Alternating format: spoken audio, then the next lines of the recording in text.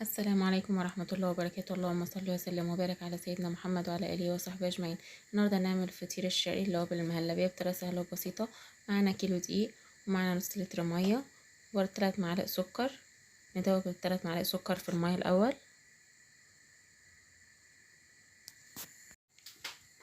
هنا بقى نحط الدقيق في العجين، نحط عليه ذرة ملح وننزل عليه بالمية واحدة واحدة، طبعا على حسب كل نوع دقيق، لأن كل نوع دقيق بيختلف عن التاني.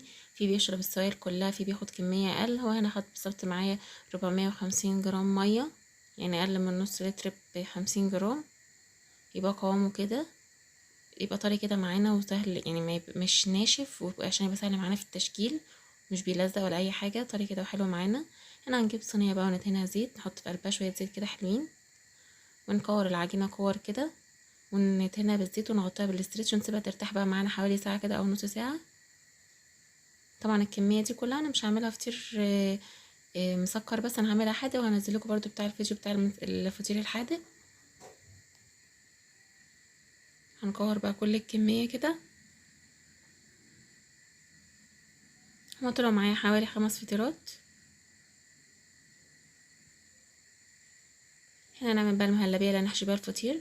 هنحط كوباية لبن ومعلقتين سكر، بس هنا كمية الحشوة كانت عايزة تبقى اكتر شوية، يعني كنا ممكن نعمل كوبايتين لبن عشان الحشوة تبان اكتر، يعني ما كانتش باينة قوي معايا. ونحط معلقتين لبن بودرة، يعني لو انت تعملي نفس الفطيرة دي اعملي كوبايتين لبن. وهنجيب شوية مية صغيرين ندوب فيها معلقتين نشا. كل كوباية لبن بتاخد معلقتين نشا. هنحط طبعا لبن بودرة، وحطيت معلقة كريم شانتيه برضو بتدي طعم حلو وغناوة حلوة للكريمة.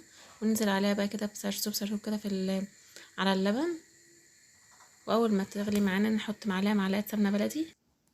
هنا ننزل عليها بمعلقة سمنة بلدي وذرة فانيليا. بعد كده نرفعها بقى من على النار. وهنا معلقتين جوز الهند دولت، يعني حسب الرغبة، بتدي طعم حلو قوي للكريمة. هنا بقى طبعا هنرفعها من على النار ونحطها في طبق، نحطها ونغطيها بستريتش ونحطها في التلاجة. هنجيب بقى صينية هنا سمنة، ناخد بقى كرة من اللي احنا سيبناها ترتاح، ونفردها بقى كده في الصينية. تقطع معاكي عادي، مفيش اي مشكلة، لان كل ده مش هيبان اصلا. انا عملت كذا واحدة تانية ما اتقطعتش، بس انا ما صورتش، انا وريتكم اللي هي فيها قطع عشان اعرفكم ان هو مفيش اي مشكلة فيها حتى لو اتقطعت. هنقطعها بقى بالسكينة كده وندهنها زبدة، ولو متاح سمنة برضو عادي، سمنة على زيت ممكن. ونقفلهم كده على بعض. دي الطبقة اللي هنخليها أرضية عشان تبقى تشيل الحشو معانا. فردت بقى واحدة تانية برضو، حطيت بقى زبدة، حطيت بقى الحلية اللي احنا عملناها في الأول وطبقناها دي عشان تشيل معانا الحشو. هنحط بقى عليها الكريمة اللي احنا عملناها وسيبناها تبرد.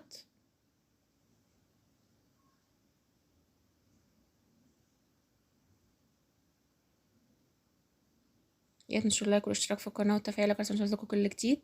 متنساش بتعليقاتكم والمتابعة على صفحة الفيس باسم البيت اوفر. هنحط بقى هنا مكسرات معانا المتاح عندنا او سوداني، وشوية جوز الهند.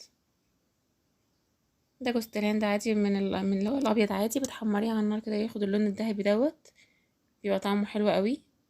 ونقفل بقى على الفطيرة كده من كل حتة من الجناب، ونلمها على بعض كده نعملها زي كورة، ونسيبها بقى ترتاح في الصينية. ممكن نسيبها نص ساعة ولا حاجة عشان لما نيجي نبططها معانا في الصينية، ودهن الصينية طبعا سمنة او زبدة، ونحطها بقى كده في الصينية نسيبها ترتاح عشان لما نيجي نفردها في الصينية تبقى مرتاحة معانا. هنا بعد ما سبتها ارتاحت معايا حوالي نص ساعة، شوفوا تتفرد معايا بكل سهولة ازاي، متتعبنيش خالص ومتقطعش منك ولا اي حاجة، تبقى ارتاحت بقى وتاخد معاكي شكل الصينية.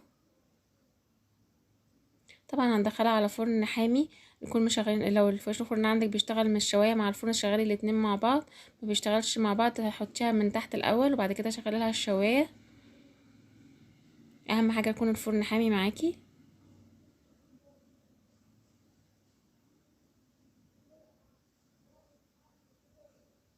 هنا بعد ما دخلتها الفرن، هنا بعد ما طلعت معايا من الفرن بقى معانا ربع كوبايه لبن. طبعا انا مش هحط كل الكوبايه دي، انا حطيت حبه بس صغيرين من الكوبايه، ربع كوبايه لبن.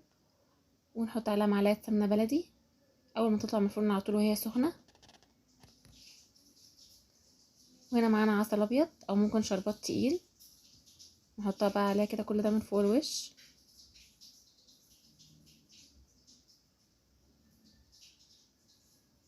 شايفين ده عسل ابيض بحطه، ورشة سكر بودرة،